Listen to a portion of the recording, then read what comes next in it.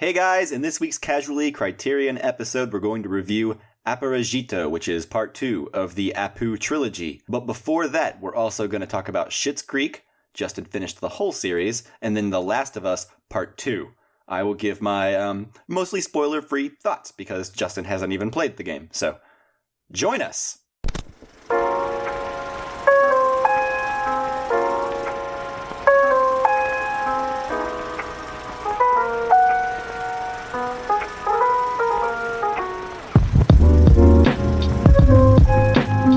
Welcome to the Casual Cinecast, powered by Cinelinks. My name is Justin. Normally you'd hear that introduction from Chris, but he is not able to be with us this week. But instead, I am joined by a man who is excited to study science. Mike, how you doing? Oh, I just can't wait to read those books, and, that's apparently all you need to do in those schools, just read the books. But that's right. And for clarity, I guess we're not talking about science or studying science on this episode. It's a movie reference to Aparajito. Get it? If you've seen the movie, they'll get it. Yeah. If you haven't seen the movie, why are you even here? Rude. Oh, well, you can stay. We do things that aren't totally the movie review. That's true. If this is your first time listening, actually, this is a Casually Criterion episode, which is a Criterion Collection-focused episode that we like to do every other week, where we review a film from the Criterion Collection that is voted on through social media by the listeners. Now, before we get to our main review, as Justin was just saying, we'll be doing our usual News on the March, where we talk about recent news and things we've been doing and watching or playing or reading or whatever. So if you haven't seen Aparajito, you can go ahead and stick around and it'll all be in the show notes and we'll have it all timestamped for you. That's right. If you want to vote to help choose our next Criterion film or send us any, questions about the movies we're going to review, if you want us to discuss certain topics, certain issues you have with the movie, or praises you have for the movie, you can follow us on Facebook, Twitter, and Instagram at Casual Cinecast. The polls for the Criterion films are on Twitter, but we do post a link to them on Facebook. You can also email us at casualcinemedia@gmail.com. And then, of course, if you haven't done so already and you enjoy the show, you want to help other people find it, go onto iTunes or wherever you're listening to this podcast and give us a 5-star review or whatever the maximum review metric is. I don't know if they're all on a 5-star system. Yeah, some of them might be on like you might be able to rate headphones, like 1 to 5 headphones, or like hearts. 1 to 5 peas out of a pod. I don't know. Yeah, that's a good, because it's a podcast. I get it. Yeah, that's it. Trying to be clever. I don't know. If any podcast, software programmer designers are listening, that's a free one for you. Yeah, you're welcome. All right, so what do you say we go ahead and move into News on the March, and then we will go ahead and then after that move into our review of Aparajito, spine number 784. Let's go.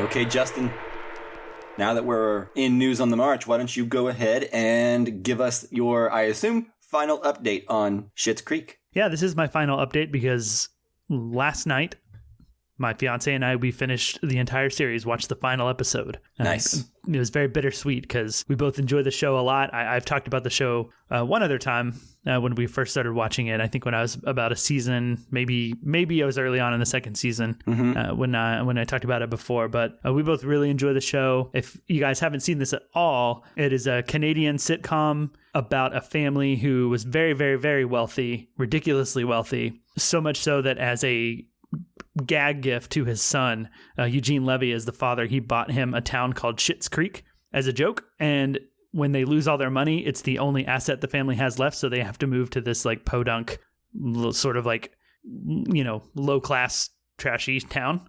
I assume with lots of zany characters and wacky locals and stuff, right? They're zany. They're not like over the top, like it's not quite like a 30 Rock type situation or quite even like Arrested Development where everyone's just not even quite like a Parks and Recreation type world.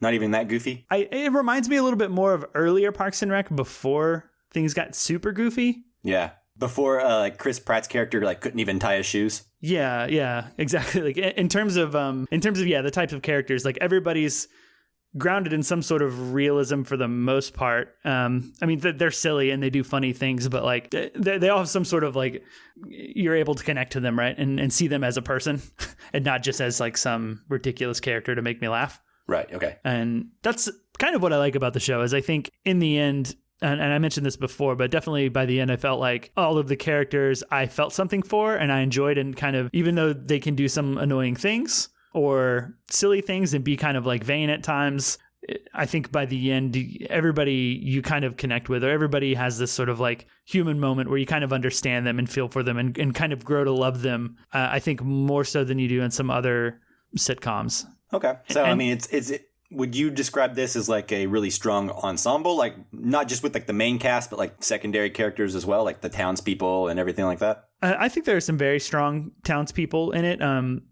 Chris Elliott plays the mayor of the town, whose name is Roland Schitt. I remember him from the first couple episodes that I watched. Yeah, and he's definitely one that I wasn't sure I would like early on because it took me a while to kind of adjust to him. Yeah. But I think once I started liking him as a character in his like more redeeming moments, I really started to find him funny and funnier like as the show goes on. Okay. Which is kind of the same with every character, because at first, you know, the characters kind of like they remind me of more of the Arrested Development family early on, which are they're kind of irredeemable, but they're super funny in Arrested Development. Right. Whereas I think these are a little bit more redeemable, and the show to me isn't quite as funny as Arrested Development, and it's definitely a different type of humor because they do actually go for, you know, tugging at your heartstrings a little bit instead of like just flat out comedy, you know? Yeah, that makes sense. It seems like a show, and this is like, I have only seen the first 2 episodes, and I don't even know where I would get this, but it seems like a show that has heart. It does. It seems kind of like a feel-good show. I don't know. Like, does that, am I on the money there, or am I kind of off base? Yeah, you're totally on base. And it is a feel-good show. Not to say that there aren't some dramatic, you know, sadder things that happen in the show. Mm-hmm. Nothing horribly depressing, of course, because it's a sitcom. Like Parks and Recreation, I would say, is like a really happy show. There are some sitcoms that are kind of cynical, you know?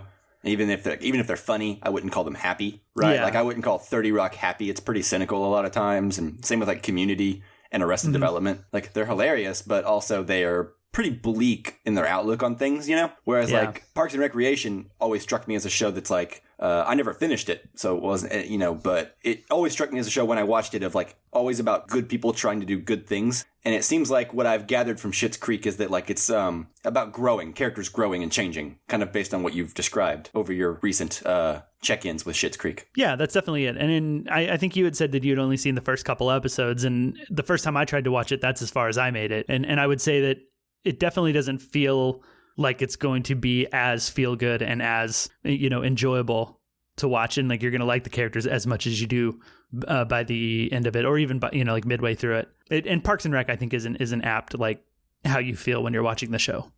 It's just kind of mostly pleasant. And I think Eugene Levy and Catherine O'Hara just deserve all the credit in the world for bro. Yeah. Yeah, based on what I'm going to talk about this week, sometimes light and pleasant is A-okay. Are you talking about The Last of Us or Aparajito or both? Well, both, but mainly I was thinking of The Last of Us Part 2, but that can wait until you're done with your thing. Yeah, no, I'm basically done. I highly recommend it. The first 5 seasons are out on Netflix right now. The 6th and final season, it ended on TV a while ago. I watched it via other platforms and totally worth it. And especially, you know, if you don't have access to the last season, like once it comes out on Netflix, it's definitely worth binging. It's a very bingeable show too, I think. That's good. That's what I need right now. I'm about to wrap up Community, so I need another short comedy show. Yeah. And it's you know, I think about 12 to 14 episodes per season. So it moves pretty quickly, and you don't have a lot of episodes where things just feel like they ended in the same place as the beginning of the episode. You know, there's a lot, things are constantly kind of moving forward. Good. In a way that I like. Good. So one more thing. It ended at peak popularity, which is something that, like, I think I said the other week, sitcoms in their very nature seem like they're designed not to do. Mm-hmm. So the idea that they had like a clear ending point in mind, and they did go out on top, that's great, because you don't want to do the 30 Rock thing or the Friends thing and just stay like 3 seasons too long, you know, and like never go completely awful, but kind of tarnish the legacy of the show itself. You know what I mean? Like The Office, the American Office is like that, in my opinion. Yeah, that's probably one of the worst, more modern examples, I guess. Well, I don't watch a lot of the, like, Modern Family went on a really long time. Yeah, but from what I understand, that show was never good. But I never watched it, so I don't know. People like it, so I don't know if that's my understanding, but that's my experience. People like Big Bang Theory too, but they're wrong. Yeah, I kind of like Big Bang Theory, but I also got I got kind of over it about 5 seasons in, and I think they're on their something like their 16th season or something ridiculous. Yeah. Yeah. So not everyone can have the same success and output as the Always Sunny in Philadelphia people, which is a show that I also don't watch, but for some reason it just keeps going and people just keep loving it. And apparently it's always quality. So yeah, but they do a shorter seasons too, right? I don't know. Like I said, I don't watch it. Okay, well, fair enough. But I hear it's good. Yeah, I imagine it's a lot easier to, blow past your staying point if you're putting out 22 to 24 episodes a season like sitcoms were doing, Yeah, like your 30 Rocks and your et ceteras. But anyway, yeah, cool. Yeah, we can move on from Schitt's Creek and sitcoms in general if you'd like. Cool. Well, I'm definitely going to be checking this out soon. I like Eugene Levy. I like Catherine O'Hara. I liked the first 2 episodes okay, and your recommendation is just like the straw on the camel's back, really, because I've heard nothing but glowing things about this show for the past 3 or 4 years. So yeah, well, let me know what you think when you watch it. Will do. I'm sure you'll hear about it on this show. Yep. Cool. So what have you been up to? Well, I mentioned it earlier. I have been playing The Last of Us Part 2. Yes. Which is a game that has made quite a bit of a splash. You may have heard it, seen it on the social medias, but the first game came out back in 2013, and it was very much trying to be like this very gritty, realistic, brutal survival type game, right? Where it kind of paints you as this guy who is not a good guy or a bad guy, but a guy who survives. Very much kind of like Walking Dead tries to play with in the first couple of seasons, this idea of how can you hold on to your humanity and also live in this world, that kind of thing. And in the way that first game ends, and it's going to be really tricky for me to talk about because you haven't played either of them, and I don't want to spoil Last of Us 2 in this section. So don't worry, people who aren't going to play those games or haven't played the game yet. But let me just say that the first Last of Us ends in a place that is very heavy, dramatically. Heavier than most video games get to. And the second one goes even further with that. And I'm just going to say that I know this game is very controversial right now, Last of Us Part 2, and I'll get to that here in a second, but I think this game is beautiful. I think this game is bold and just incredibly ballsy and bittersweet and emotional and dark. It's a game that is doing something very specific, a very singular thing. It is asking of video game players to be challenged on a story level in ways that I've not seen many video games commit to with this kind of budget. You can see like indie games that are kind of story driven all the time that have much, much smaller budgets, but a AAA video game title like this from one of the biggest video game publishers out right now, the guys who do the Uncharted games that are all about like Indiana Jones type adventures. What they've done is they've given us this slow, meditative video game about revenge and hate and consequences, right? And it's like the anti-action game. It still gives you the action though. But like, I remember a long time ago, and Chris isn't here, but like we went to go see Die Hard 4 with Chris, you and I and Chris, and then maybe whoever else was around us in 2007. Mm-hmm. Yeah. And I remember Chris was like, I want to see the game where like some guy goes to work for his like high paying security job or whatever.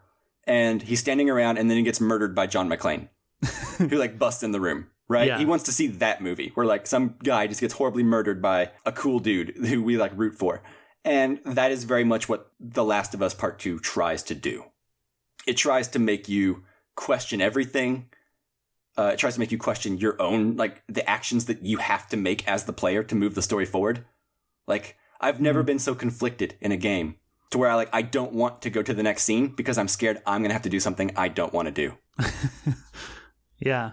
Wow. I mentioned earlier that this game is getting a lot of hate right now. And so what happened is a few months ago, very key important scenes of this game leaked out onto the internet. Like almost completely finished videos that were rendered from some test version of the game within Naughty Dog. And it had very key important scenes that had no context whatsoever. They were just 3 or 4 scenes or whatever that were just leaked out there for people to see. Mm-hmm. And they're paying for that. Their boldness right now, they're paying for it because although the game is selling like hotcakes, it's become the new Last Jedi. You know what I mean? Or it's become like the new whatever inserts angry fan, IP. Okay, so it's not as much as there's controversial content in there, or is it just more controversy to like what's happening into it and people wanting something different from the game?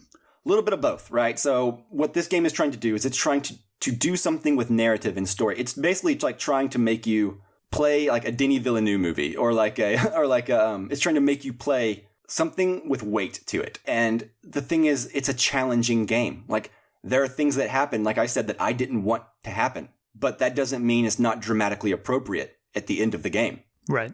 First of all, I want to say this game is very, very progressive. Okay, I gotcha. Like, your main character is a lesbian. Mm-hmm. And so then all of a sudden you give those people an excuse to, like, say you're pushing an agenda or something like that, right? So then you'll have that kind of review bombing that doesn't really serve any purpose. It's just like out of context trash, basically. Yeah. Those are things that I've seen a lot of, but then also there's content in the story that is just straight up like, oof. This isn't like I'm trying to think of a sequel, like a really popular sequel where nothing changes. Things just keep staying the same forever, infinitely. Like John Wick 2? Yeah, there you go. This isn't like John Wick in video game form, which plenty of video games are that. You know what I mean? Yeah. This isn't like Splinter Cell 1 through 5, or this isn't like the Uncharted games. This is like the anti-Uncharted games, which is the other game from the same studio. So anyway, this is just a story with incredible like weight, and it's just, man, it doesn't always succeed. I'm not going to say it's like a masterpiece, because I don't know. I never call anything a masterpiece, really, but it's ambitious, and they're relatively short games because they're not like 40-hour RPGs. You know, these games can be played 20 hours or less. But man, if you've been turned off of the controversy around Part 2, or you think you have an idea of what it is, just play it and be open to what Naughty Dog is doing, because I want this game to be a hit, because this is ambitious storytelling that I want to pay off.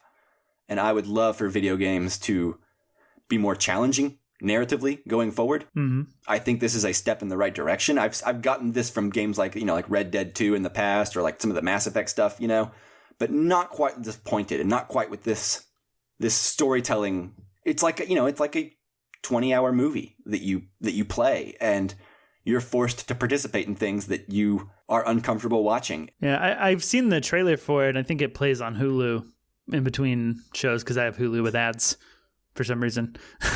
But me too. It really feels like a movie trailer, and that's kind of a thing that some video games try and do, know.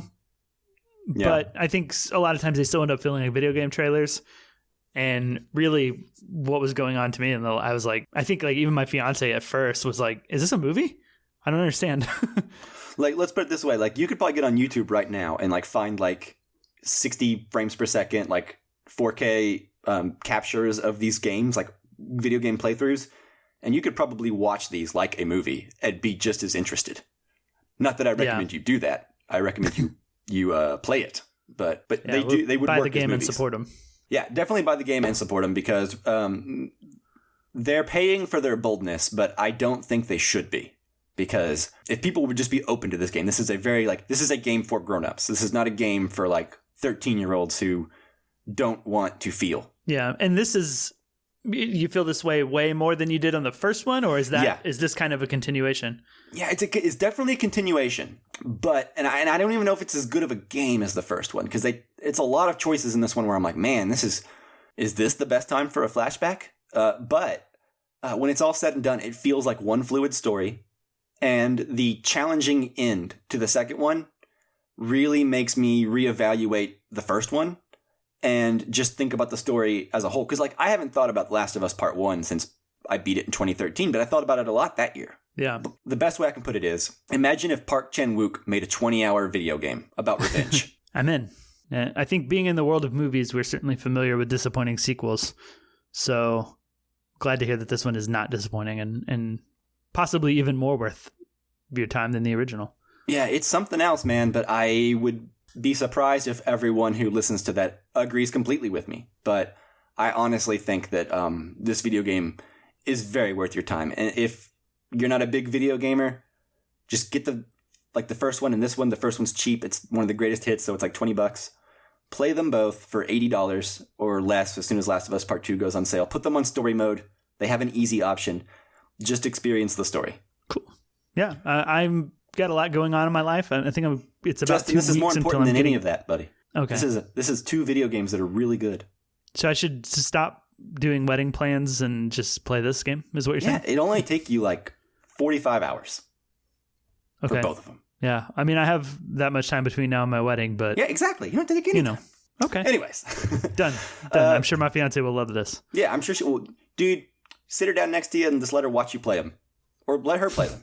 She'll get into it. Fair enough. Anyways, listeners, if you have any thoughts on Last of Us Parts 1 and 2, send them to me directly on Twitter at Mike from 5 to 7, because I don't want Justin and Chris to be spoiled in case either one of them actually do care about this. Yeah, thank you. All right. Do we have anything else that we really want to talk about in News on the March? No, I'm good to move on. Okay. So right now we are moving into our Casually Criterion review for Aparajito, spine number 784.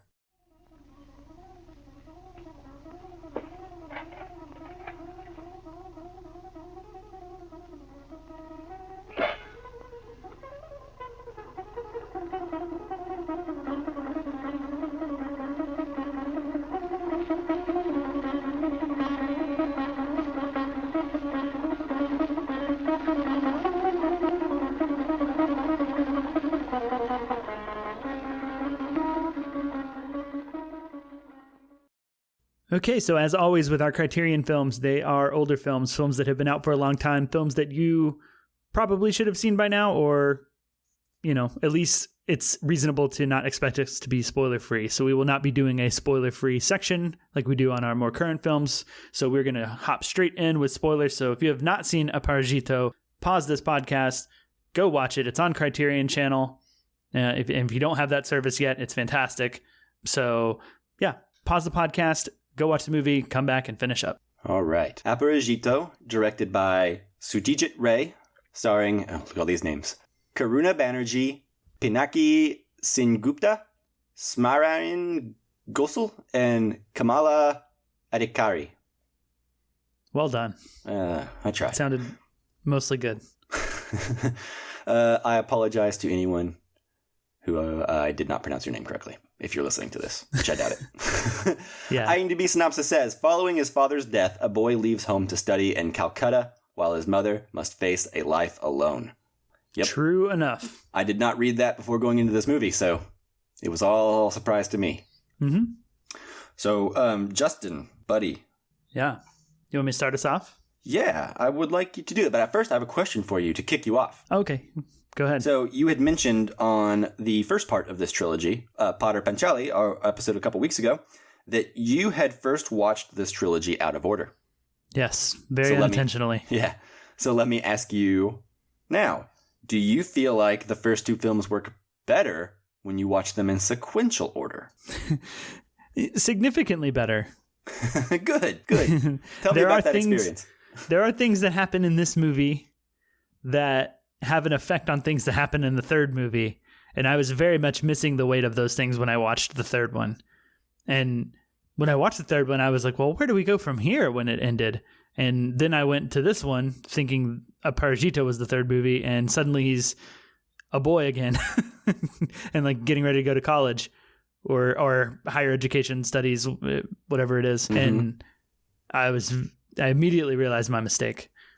but yeah, they are very good together back to back, like much more powerful. What's obvious, I think, is with the third film, we go even later into his life beyond his like college careers, where he's more of an adult. Jumping from him as a kid at the end of Padre Panchali to him as an adult, there's a lot of time missing, and so I really like watching it in order now and getting all that time filled in like properly. It's good. Yeah, I agree with you. I have not watched the full trilogy yet, much less in out of order context, but I have seen the first 2 films in sequential order, and they blend very well into one another. They feel like a continuation of the same story. Mm-hmm. It felt like I had just paused Padre Panchali and then took like 3 weeks off and then resumed watching the same movie again at first. You can definitely see the main actor who played Apu has aged a little bit. Yeah.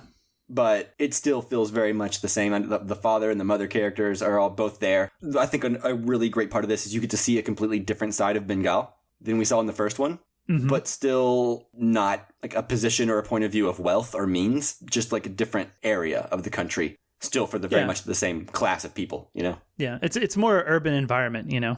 Yeah, You've exactly. got a lot more people around, people washing their clothes on these steps, lots of people, I don't know, having little religious prayer type meetings or something, you know? Just a lot more people in general in this movie.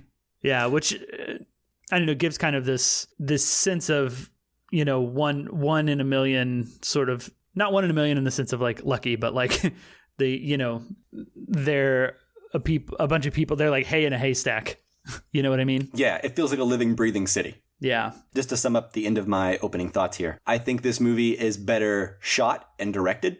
I think it's a better movie technically than Potter Panchali. It's Ray's second film. However, I will say that I don't know that it's as good of a movie, but I don't know that it's not either. It might be splitting hairs at this point, but I think technically speaking, this is the superior film. Yeah, I think there's some more, you know, on a very base level, like cinematography and shots that stick out to me that kind of are really impressive to me. And just the way that those shots tell the story and keep things visually interesting. I would agree with you.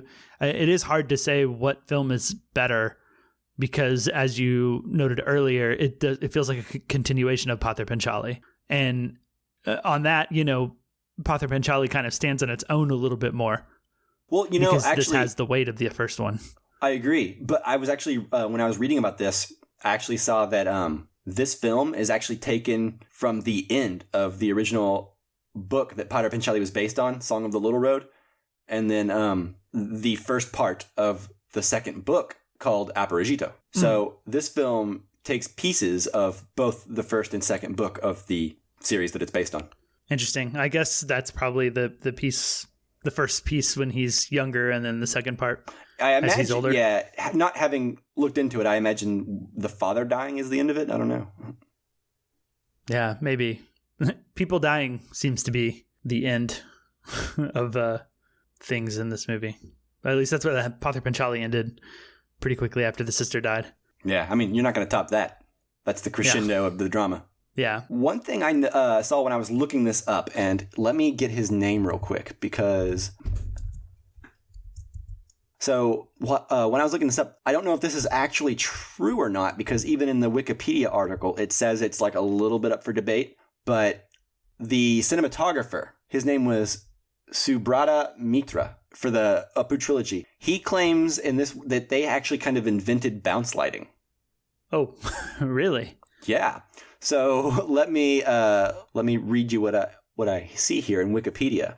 It says that one of his most important technical innovations was its introduction of bounce lighting, which he pioneered while filming Aparajito in 1956, the second part of Apu Trilogy, according to the Internet Encyclopedia of Cinematographers. And it says, Mitra made his first technical innovation when shooting Aparajito.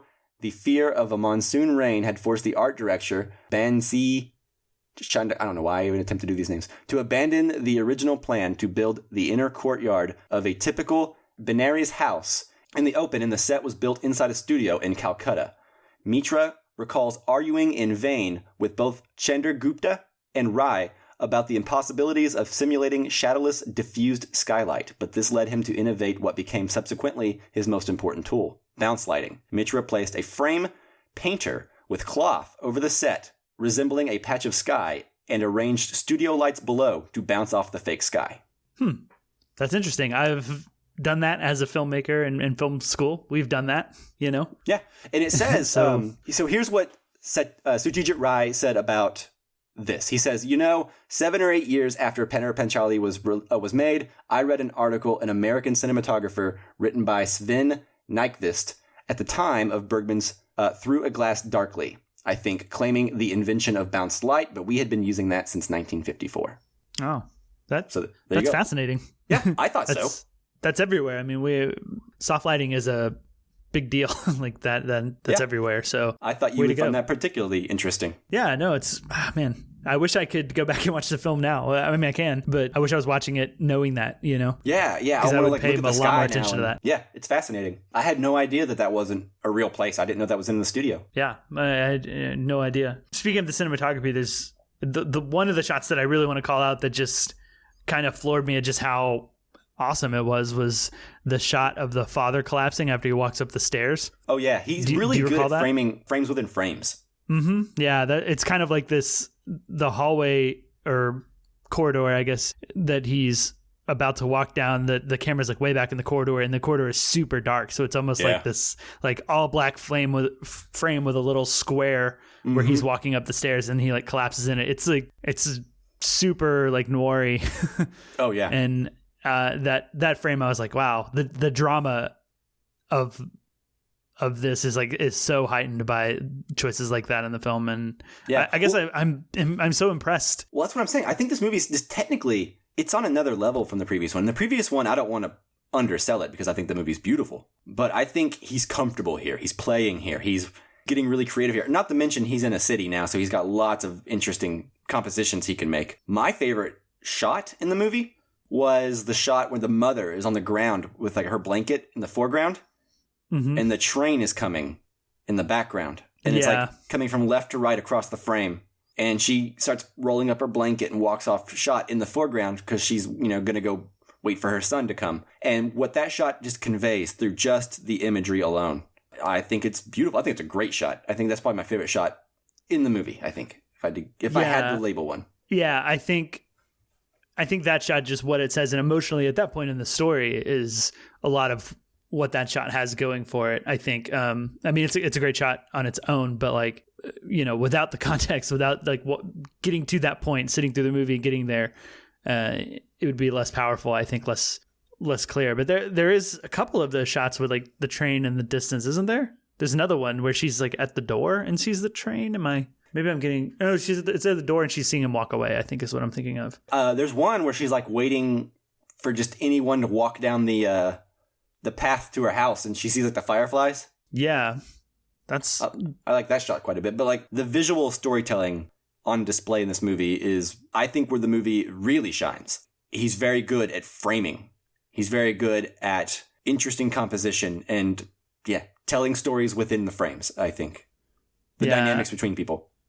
Yeah, and I do really like that shot that you're talking about with the train, because I really like the use of the trains in this movie and how they kind of take us through different emotions. Like we're on a train early on when they decide to move. I think it's after the father dies and they decide to move to this other place. It's like the train takes them to a new place and changes everything. And then at a certain point, him getting on the train and riding the train represents him moving away and going, like, the hope of higher education and what that can do for his life, but also, him leaving the mother. And then later on, we have the train being like the symbol of him not coming back almost, and being kind of depressing. Yeah. And that sort of continues because the train is pretty important to Apu in Pather Panchali as well, as the symbol of, well, it's like, I don't know if you call it wealth or be. Technology and industry, better than what they had in Pather Panchali. Yeah. Well, like in Pather Panchali, it struck me more as like a symbol of like what could be the future, everything you don't have, the world outside of this place. And I guess this kind of delivers on that. At the beginning, if I remember correctly, we start out, and one of the opening shots is them coming into the city on a train, like looking out over the water, and you see like the rail bridge going really quick by the frame, Yeah, it's like the opening title card to establish where we are. Yeah, and then what year it is, I think. Right, so the first time we see that, it's taking us into the city, and then we see that kind of that same shot replicated when Apu and his mom are leaving. And when they're leaving town, you kind of see like the mom's point of view looking out the window in like the opposite direction of like leaving the city and kind of going more to like a more like countryside type village. Like you can literally see like the environment change going from like urban to like rural, so it's like, it's really interesting. Yeah. I'm curious to see, like, really looking forward to the third one, if that train sort of thing carries into it. I know I've seen it, but having watched them out of order really messed with my memory of the films. Right. So I don't remember a lot about the third one. So I'm curious if it's going to be a thing that continues. I can't imagine it wouldn't, but I don't know. Yeah. Oh, actually, before I forget this, was that dude who came in the house going to rape his mother, Apu's mother? I don't know. I don't think so, because he seemed like, whoa. Yeah. take it easy. I think it was just like, maybe it was like her fear. Like, oh my goodness, my husband is weak and like I'm here alone now. Yeah, I think it's just kind of this, not necessarily foreshadowing, but just showing like without her husband there, the danger in her mind. Or some dude could literally just walk into her house. Yeah. And be like, hey, I'll help you with this. Or are you making this? I want some of that. And it's like, what the heck? Like the creepy shots of his hands and like taking off the shoes and everything. It just felt so menacing. But I think that's from her point of view. So that's what she's like. Any movement could be sinister in her eyes, you know? Yeah, I think so. And it is a little jarring when that happens too, because by all accounts, that guy's real nice. Yeah. You know, he gives Apu, he's like, take the whole matchbook. Don't just take 2. Like, I don't need them. I've got plenty, you know, and he's kind of there. It seems like he's concerned whenever the dad's sick too. So to go to that. Well, it's weird because like he comes there and he's like, how you doing? Are you okay? And then the dad doesn't answer. So then he's like, and then goes to the door and just like walks in to where like the mom is. So it seems like the way I read it the first time, because like when the mom freaked out, I was like, oh, should I have been freaked out at this too? The way I read it was like, this guy was like, is this husband going to be able to stop me? Nope. He looks like pretty out of it. So I can just kind of walk in and do what I want. Yeah. And maybe that's the point, you know, just to see things from her eyes of being worried is it seems like she might lose her husband. And then she's this single mother alone in the city. Right. Yeah. It's like a manifestation of the fear or worry, the anxiety, concern. Yeah. Either way, it was a powerful scene. And I was actually really nervous for a while because I was like, oh, I don't want this guy to come back. I was real bummed when the dad died. Like I just feel for finally got his crap together and became a priest. I know, and things were kind of seemingly going pretty well, I think. Yeah, as well as they could, I guess. Yeah, and just going through the first film and the family deaths in that one, I'm just like, whenever he starts getting sick, like I'm just kind of head in my hands, like, oh no, like this is where this is going, isn't it? And I just feel so bad. Yeah, even the mom, whenever like. I thought she was maybe being a little dramatic at first. It's like trying to like guilt her son. But whenever Apu is like falling asleep and she's like, I never told you, but in the evenings I start to feel really like feverish and dizzy. Yeah. She'd been sick for who knows how long. And it seems like, I don't know, man. It just seems sad and very bleak. Poor Apu. Yeah, I feel for Apu. I mean, there's definitely some, you know, personal things that I've been through in my life that remind me of this, of what he's going through. And to an extent, you know, just being away at college and feeling like I don't have time to come home. I've got to, you know, I know this is going on, but I'm very busy. And, you know, when things are off in the distance, you kind of feel like things are going to be okay. Like you don't necessarily, at least I don't like think of like worst case scenario stuff. So whenever you're like, oh, I'll do that later. I'll put this off. I'll go visit her eventually. And then sometimes like you don't get that eventually. Yeah. It's so sad and so real and so honest and so of any culture. Some people, you know, try to stay near the nest their whole time and you try to be with their parents as they get older. And some people try to find their way back to their parents after a few years, you know, and then some people just never do. And like some people just lose that time. You know, it reminds me a lot of Tokyo Story in that way. I was reminded a lot of Tokyo Story. I know we talked about Ozu and Tokyo Story during Padre Panchali, but I felt it more in this one just because of the theme of running out of time. Yeah, it's a little bit more similar in that way. And how old is the mother, really? Because I don't know. What is Apu? He's 17, 18, 16? I don't know. How old was she in the first one?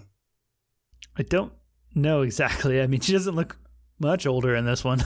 Yeah, I don't know, man. You know. I would say 40s. Yeah, it just... I guess it feels so early. I don't know if that's because of... you know, the time we live in now and life expectancy is much higher. Well, that, and also every time someone gets sick and dies in this, we never really know what they die from. They just get sick and die because like, but she was feeling bad for a while. So with hers, it struck me more as like a cancer type situation. Yeah. With the sister in the first one, it struck me more as like pneumonia. Yeah. And the dad, I don't know, exhaustion. So here's what occurred to me in the time I was watching it, but I don't know if that's what I was supposed to think. Did the dad get sick from that one dude who was like, I have a sore throat. Can I have some tea at your house or whatever? Oh, maybe. Yeah. Because it's like after that dude leaves the story, like 5 minutes later, the dad is sick, which would be like a few days later. Yeah. I guess that makes sense. I mean, I don't know if that's what you're supposed to think, but I assumed the dad got sick from that dude. his job is to be like a priest or whatever their equivalent of a priest is. I'm ignorant, so forgive me. But he's supposed to be like a religious fellow, and I assume he has to get in close contact with a bunch of poor, sick people, right? Yeah, I would assume so. Maybe it's one of those things that just comes with the territory, like culturally speaking. Yeah, where I think this differs from Tokyo Story is that the parents do seem young to me, and then with the sister dying, like there's a bigger sense of tragedy.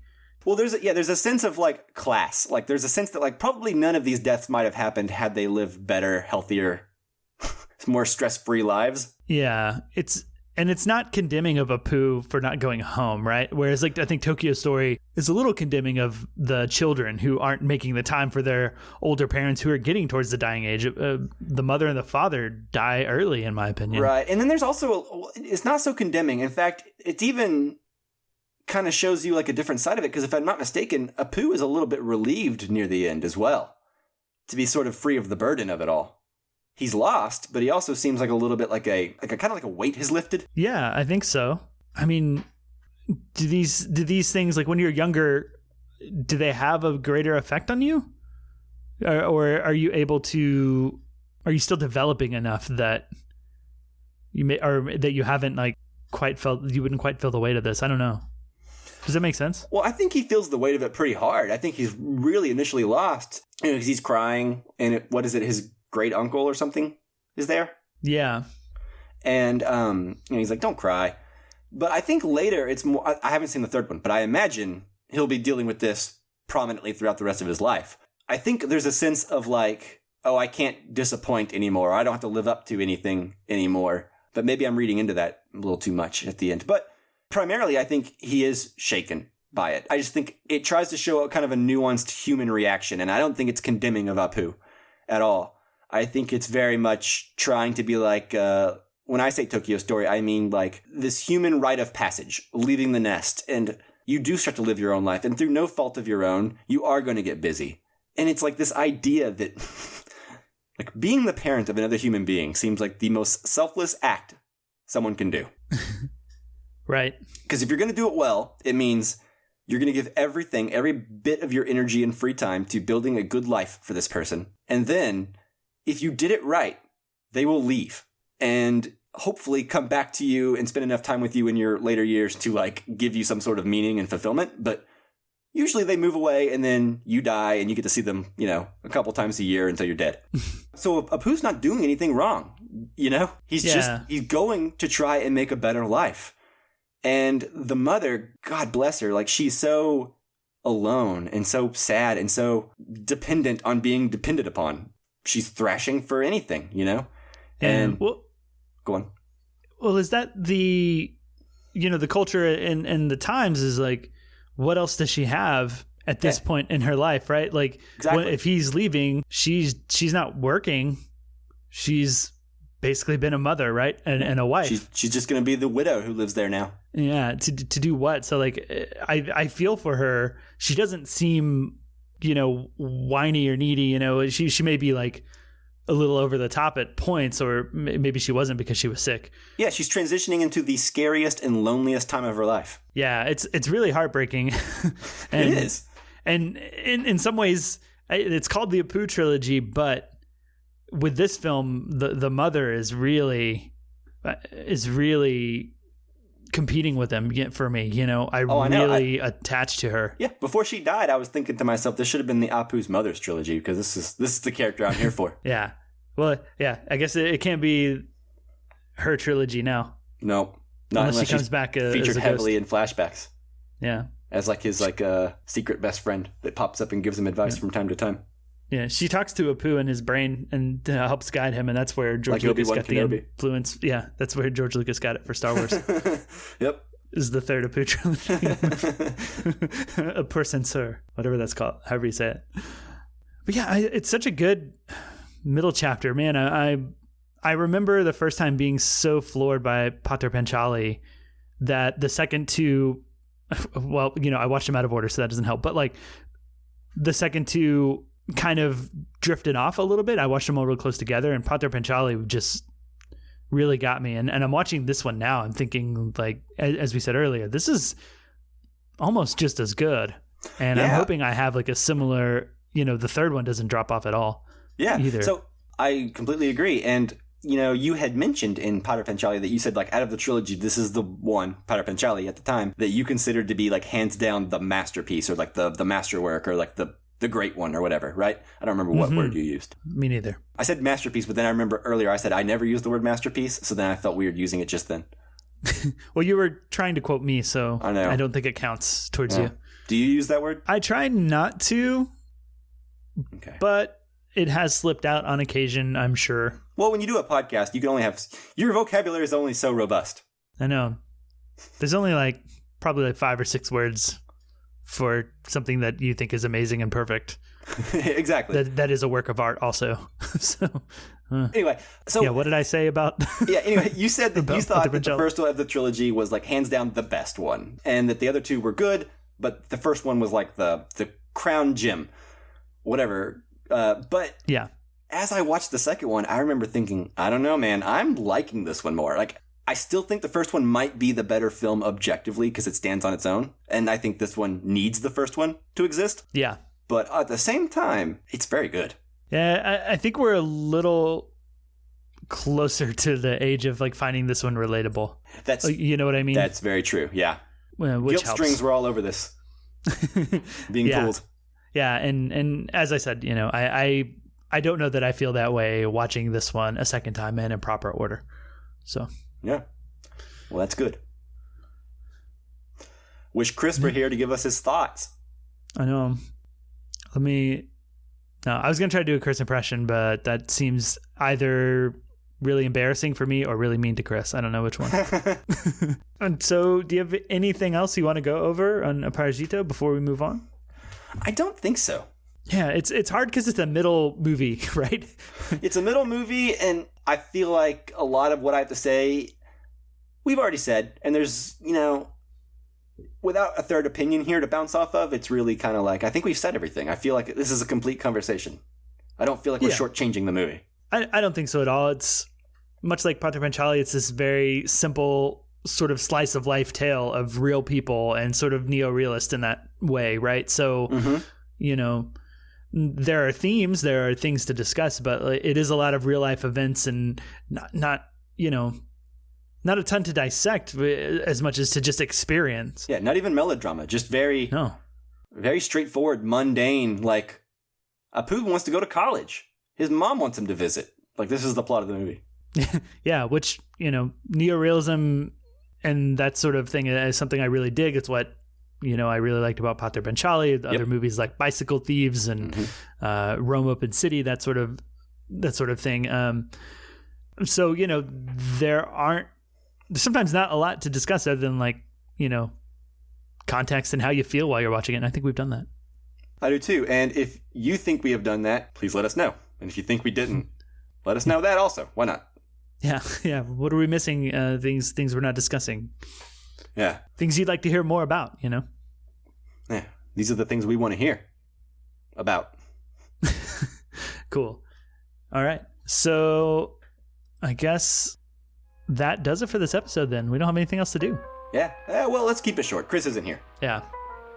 We'll make it way longer. We'll make like a 2-hour episode when Chris comes back. We'll call it the 3-hour Chris is back episode. That's the name of it. Wow. That sounds boring. Yeah, it means we have to record for at least 3.5 hours to get 3 hours of content. That's true. Okay. That's true. I appreciate your optimism that, for every hour we only waste 10 minutes. Yeah, that's true. That is optimistic. Cool. Well, thank you guys so much for listening to this episode. And then, of course, as always, thank you, Jake Wagner Russell, for doing our intro and outro music. If you want to hear more of his music, you can do so at soundcloud.com/bopscotch. Stay tuned to this feed. Every other week, we try to put out a Casually Criterion episode. During the pandemic, we've been a little bit more frequent on the Casually Criterion episodes because guess what? There have been less movies around, as I'm sure you guys have noticed. Here recently, we just put out an episode. What did we just do recently? Oh, The Five Bloods. Yeah. Justin The Five is Bloods. editing this week. Should be out by the time you listen to this. And next week, we will be doing The King of Staten Island or something else that's maybe more new. We'll see. Yeah, if you have any recommendations, listeners, to something that you've seen that's like recently released that's just kind of floored you and you really want to hear someone discuss it, yeah, send it our way, because at this point we're pretty open to suggestion. Yeah. Yep. There's a pandemic going on and we need stuff to watch. So send it our way. Yeah. Yep, and just a reminder, you can follow us on Facebook, Twitter, and Instagram at Casual Cinecast, so send those requests there. You can also send them to casualcinemedia@gmail.com. All right. Usually Chris would say, thank you so much for listening, and we'll see you later. So I'll do that now. Oh. Okay, yeah, go ahead and do it. Or did you just do it? That was it. Did I not do it good enough? No, you did, but then you said, I'm going to go ahead and do that now. Okay. Well, that was so it. I got confused. Okay, bye-bye.